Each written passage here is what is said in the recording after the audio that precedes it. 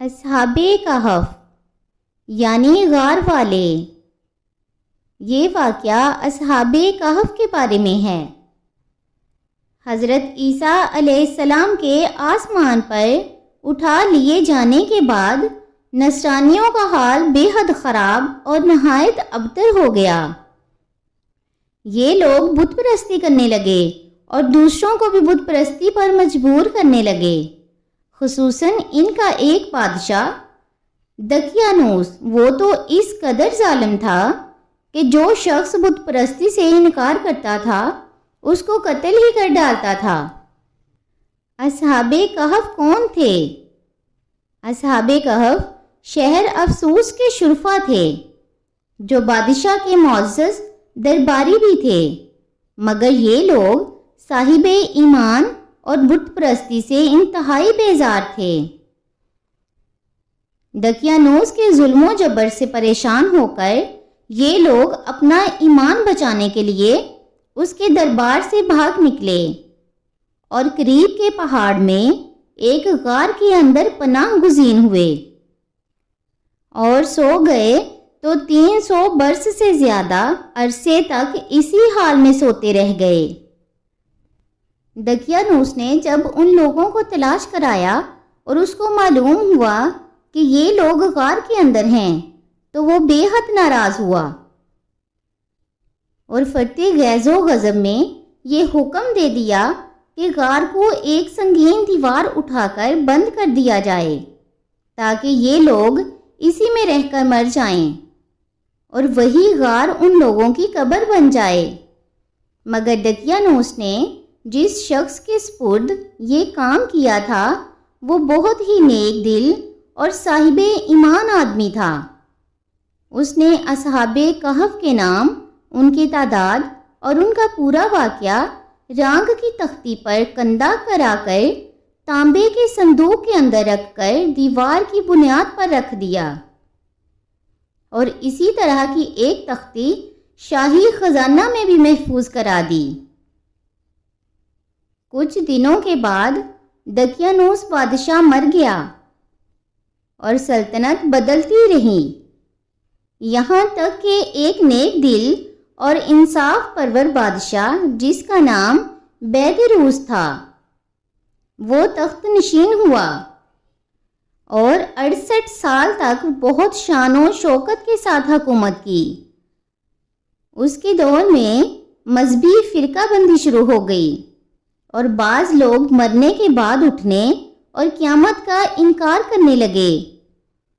قوم کا یہ حال دیکھ کر بادشاہ رنج و غم میں ڈوب گیا اور وہ تنہائی میں ایک مکان کے اندر بند ہو کر اللہ تبارک و تعالیٰ کے دربار میں نہایت بے قراری کے ساتھ گریہ و زاری کر کے دعائیں مانگنے لگا کہ یا اللہ کوئی ایسی نشانی ظاہر فرما دے تاکہ لوگوں کو مرنے کے بعد زندہ ہو کر اٹھنے اور قیامت کا یقین ہو جائے۔ بادشاہ کی یہ دعا مقبول ہو گئی اور اچانک بکریوں کے ایک چرواہے نے اپنی بکریوں کو ٹھہرانے کے لیے اسی غار کو منتخب کیا اور دیوار کو گرا دیا۔ دیوار گرتے ہی لوگوں پر ایسی ہیبت و دہشت سوار ہو گئی کہ دیوار گرانے والے ڈر کر وہاں سے بھاگ گئے اور اصحاب کہف بحکم الہی اپنی نیند سے بیدار ہو کر اٹھ بیٹھے اور ایک دوسرے سے سلام و کلام میں مشغول ہو گئے اور نماز بھی ادا کر لی۔ جب ان لوگوں کو بھوک لگی تو ان لوگوں نے اپنے ایک ساتھی یملیخا سے کہا کہ تم بازار جا کر کچھ کھانا لاؤ اور نہایت خاموشی سے یہ بھی معلوم کرو کہ دقیانوس ہم لوگوں کے بارے میں کیا ارادہ رکھتا ہے۔ یملیخا غار سے نکل کر بازار گئے اور یہ دیکھ کر حیران رہ گئے کہ شہر میں ہر طرف اسلام کا چرچا ہے اور لوگ اعلانیہ حضرت عیسیٰ علیہ السلام کا کلمہ پڑھ رہے ہیں۔ یملیخا یہ منظر دیکھ کر محو حیرت ہو گئے کہ الہی یہ ماجرا کیا ہے کہ اس شہر میں تو ایمان و اسلام کا نام لینا بھی جرم تھا آج یہ انقلاب کہاں سے اور کیوں کرا گیا؟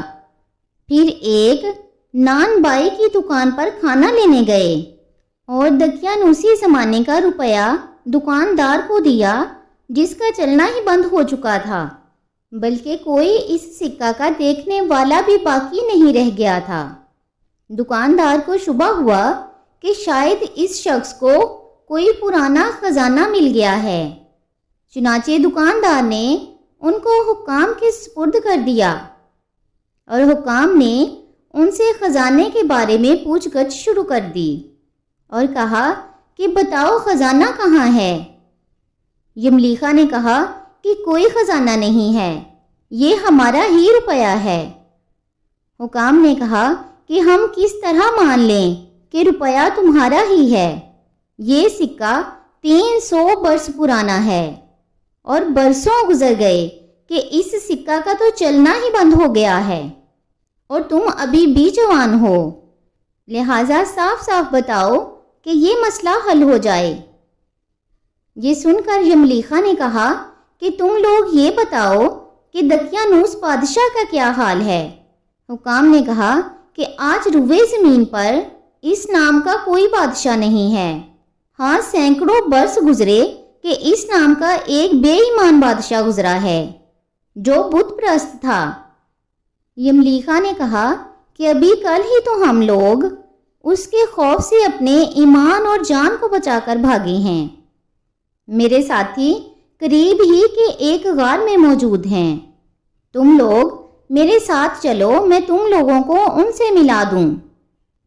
چنانچہ حکام اور لوگوں کی کثیر تعداد اس غار میں پہنچے۔ اصحاب کہف یملیخا کے انتظار میں تھے۔ جب ان کی واپسی میں دیر ہوئی تو ان لوگوں نے یہ خیال کر لیا کہ شاید یملیخا گرفتار ہو گئے، اور جب غار کے منہ پر بہت سے آدمیوں کا شور ان لوگوں نے سنا تو سمجھ بیٹھے کہ غالباً دقیانوس کی فوج ہماری گرفتاری کے لیے آ پہنچی ہے، تو یہ لوگ نہایت اخلاص کے ساتھ ذکر الہی اور توبہ و استغفار میں مشغول ہو گئے۔ حکام نے غار پر پہنچ کر تانبے کا صندوق برآمد کیا اور اس کے اندر سے تختی نکال کر پڑھا تو اس تختی پر اصحاب کہف کا نام لکھا تھا، اور یہ بھی تحریر تھا کہ یہ مومنوں کی جماعت اپنے دین کی حفاظت کے لیے دقیانوس بادشاہ کے خوف سے اس غار میں پناہ گزین ہوئی ہے۔ تو دقیانوس نے خبر پا کر ایک دیوار سے ان لوگوں کو غار میں بند کر دیا ہے۔ ہم یہ حال اس لیے لکھتے ہیں کہ جب کبھی بھی یہ غار کھلے تو لوگ اصحاب کہف کے حال پر مطلع ہو جائیں۔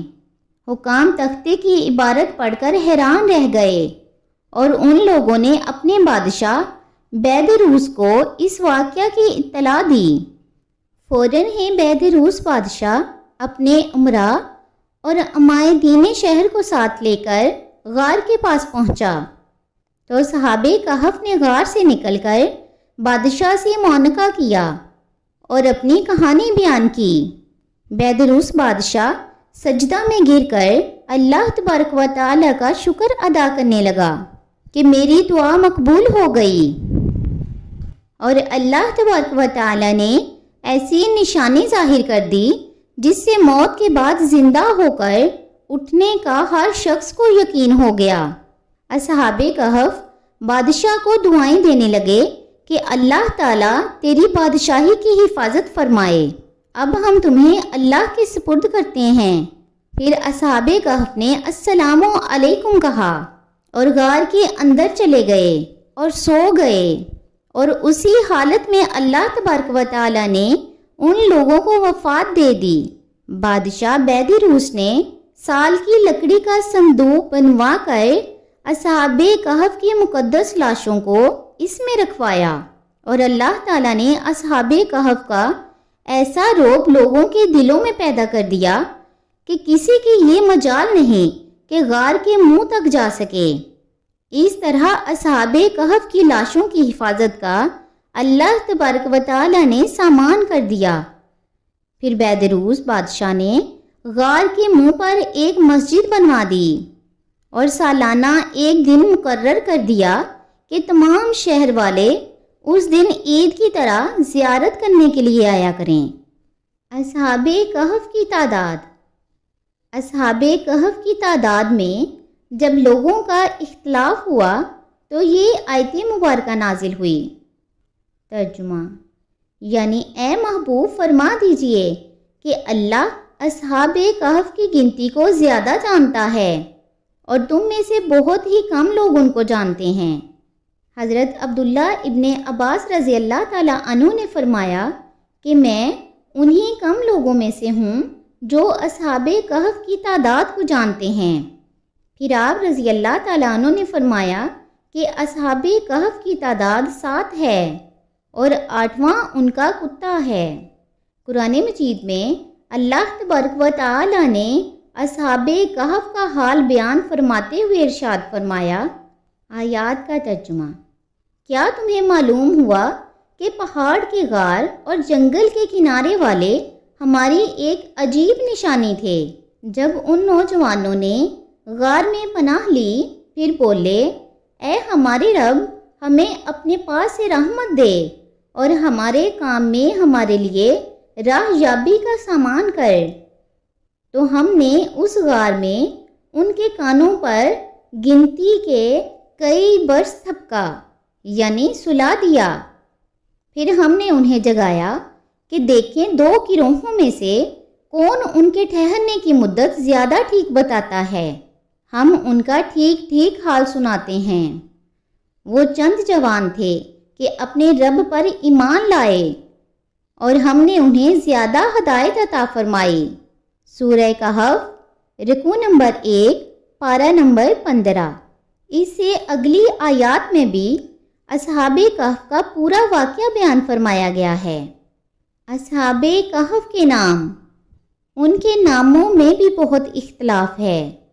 حضرت علی رضی اللہ تعالیٰ عنہ سے روایت ہے کہ ان کے نام یہ ہیں: مکسلمینہ، تملیخہ، مرتونس، نینوس، ساریونس، زونواس، فلسطیونس، اور ایک چرواہا تھا جو ان لوگوں کے ساتھ ہو گیا تھا۔ حضرت علی رضی اللہ تعالیٰ عنہ نے اس کا نام ذکر نہیں فرمایا، اور ان لوگوں کے کتے کا نام قطمیر تھا، اور ان لوگوں کے شہر کا نام افسوس تھا، اور ظالم بادشاہ کا نام دقیانوس تھا۔ اور تفسیر ساوی میں لکھا ہے کہ صحاب کہف کے نام یہ ہیں: مکسلمینہ، تملیخہ، مرتونس، نینوس، ساریونس، زونواس، فلسطیونس۔ یہ آخری چرواہے تھے جو راستے میں ساتھ ہو لیے تھے، اور ان لوگوں کے کتے کا نام قطمیر تھا۔ اصحاب کہف کے ناموں کی خصوصیات۔ حضرت ابن عباس رضی اللہ تعالیٰ عنہ سے روایت ہے کہ اصحاب کہف کے ناموں کی تعویذ 9 کاموں کے لیے فائدہ مند ہے۔ نمبر 1، بھاگے ہوئے کو بلانے کے لیے اور دشمنوں سے بچ کر بھاگنے کے لیے۔ نمبر 2، آگ بجھانے کے لیے کپڑے پر لکھ کر آگ میں ڈال دیں۔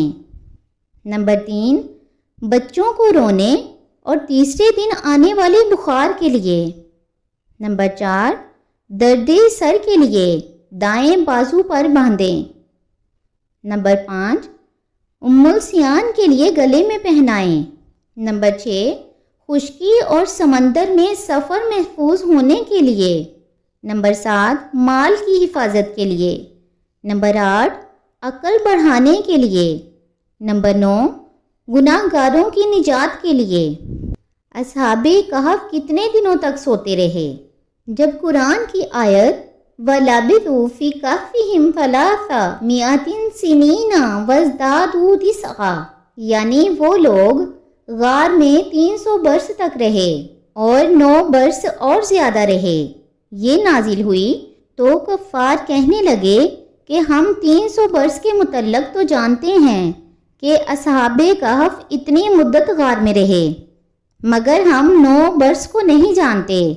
تو حضور نبی کریم علیہ الصلاۃ والسلام نے فرمایا کہ تم لوگ شمسی سال جوڑ رہے ہو، اور قرآن مجید نے قمری سال کے حساب سے مدت بیان کی ہے، اور شمسی سال کے ہر 100 برس میں 3 سال قمری بڑھ جاتے ہیں۔ درس ہدایت نمبر 1، مرنے کے بعد زندہ ہو کر اٹھنا یہ حق ہے، اور اصحاب کہف کا واقعہ اس کی نشانی اور دلیل ہے جو کہ قرآن مجید میں موجود ہے۔ نمبر 2، جو اپنے دین و ایمان کی حفاظت کے لیے اپنا وطن چھوڑ کر ہجرت کرتا ہے، اللہ تبارک و تعالی غیب سے اس کی حفاظت کا ایسا سامان فرما دیتا ہے کہ کوئی اس کو سوچ بھی نہیں سکتا۔ نمبر 3، اللہ والوں کے نام میں برکت اور نفع بخش تاثیرات ہوتی ہیں۔ نمبر 4، بیدی روز ایک ایماندار اور نیک دل بادشاہ نے اصحاب کہف کے غار کی زیارت کے لیے سالانہ ایک دن مقرر کیا۔ اس سے معلوم ہوا کہ اگر سال میں